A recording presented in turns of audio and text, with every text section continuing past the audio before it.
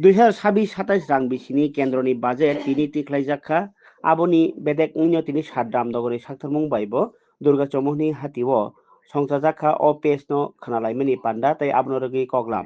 pandao manjaka mayor Dipok Mojumdar tei minority cell ni chairman Josimuddin no khoboi sebo khlaini neta Sumon Rai tei juda juda adongrok আজ এই বিষয়ে আমি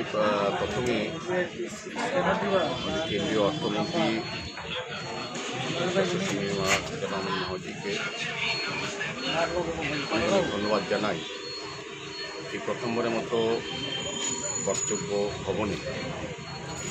ওনার নেতৃত্বে নভেম্বরের মতো budget পেশ করেছেন। এই বাজেটে অর্থনৈতিক প্রকৃতিকে উৎসাহিত করা, বিনিয়োগ, শিল্প ও কর্মসংস্থানের ব্যবস্থা রাখা বা সৃষ্টিকে আরও শক্তিশালী করা, জনসাধারণের প্রত্যাশা পূরণ করা, সাধারণ নাগরিকদের জন্য আরও সুবিধা ও সুযোগ প্রদান করা, সবকা সাথ সবকা বিকাশ, সমাজের সব শ্রেণী মানুষের কাছে বিকাশের সকল পথে দেওয়ার সহ বিভিন্ন বিষয়ে বিশেষ করে আমি বলবো যে আত্মনির্ভর ভারতকে সামনে রেখে আত্মনির্ভরতার পথে করে সমস্ত বাজেট পরিকল্পনা তৈরি করা হয়েছে এবং বিকশিত ভারত 2047-কে সামনে রেখে প্রধানমন্ত্রী নরেন্দ্র মোদী স্বপ্নকে সার্থক করার জন্য এই বাজেটে একটা পরিকল্পনা আমি বলবো। বিশেষ করে আমরা লক্ষ্য করেছি যে এই বাজেটে মাননীয় অর্থমন্ত্রী, আমাদের কেন্দ্রীয় অর্থমন্ত্রী নির্মলা সীতারামনজি বিশেষ করে স্বাস্থ্য পরিষেবা উন্নয়ন করা, ট্যুরিজমকে আরও শক্তিশালী করা, শিল্পকে আরও বৃদ্ধি করা, আইটি সেক্টরকে যথেষ্ট পরিমাণে গুরুত্ব দিয়ে তার প্রচার বৃদ্ধি করা এবং খেলাধুলার ক্ষেত্রেও স্পোর্টসকে গুরুত্ব দেওয়া হয়েছে বাজেটে। এগ্রিকালচার দিকটাও তুলে হয়েছে, যারা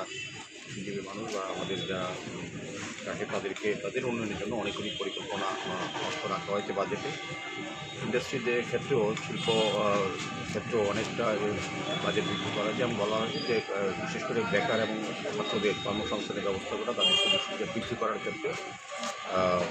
ইনকাম ট্যাক্সের ক্ষেত্রেও অনেকটাই দিয়েছেন এবং যারা আমাদের যে ইম্পোর্টার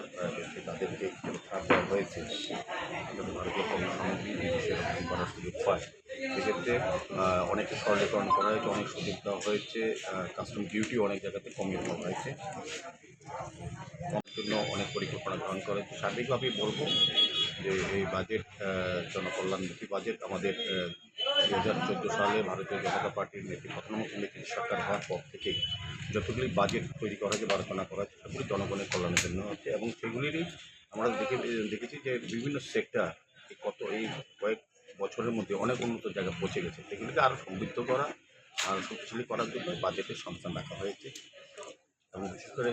বেকার যুবকদের কর্মসংস্থানের একটা বিশেষ দিক খুলে যাবে বাজেটে এবং ছাত্রদের জন্য অনেক স্টুডেন্টদের জন্য অনেক ব্যবস্থাপনা রাখা হয়েছে। সার্বিকভাবে আমি বলবো যে বাজেট একদম জনকল্যাণমুখী এবং ভারতবাসীর জন্য বিশাল বড় দিগন্ত করে দিয়েছে সর্ব অংশের মানুষের, শ্রমিক, শিল্পী আপনার আরম্ভ করে সমস্ত অংশের মানুষের, ছাত্রতে আরম্ভ করে সমস্ত ব্যবসায়ী বলুন আর যে কোনো সেক্টরে যারা কাজ করছেন তাদের জন্য একটা বিশাল বিষয় বা আজকের এই বাজেট। আমি আবারও দেশের যশস্বী প্রধানমন্ত্রী নরেন্দ্র মোদীকে এবং বিশেষ করে যিনি আজকে বাজেট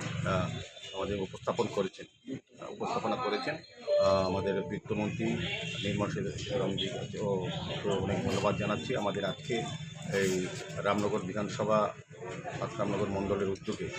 বাজার ব্যবসায়ীদের নিয়ে এই বাজেট আমরা একসঙ্গে দেখলাম, তাদের সামনে উপস্থাপন করা হলো, আলোচনা হবে। বাজেট যাতে মানুষের কাছে মানুষ যেই সন্ধান করে রাখা হচ্ছে যাদের জন্য তারা সবটাই সুযোগ গ্রহণ করতে পারে, সেই জন্য বাজেটকে আরও সমস্ত জায়গায় আমরা প্রচার করবো যাতে মানুষের সুযোগগুলি পেতে পারে। কেন্দ্র সরকার বা অর্থমন্ত্রী যেটা রেখেছেন আমাদের,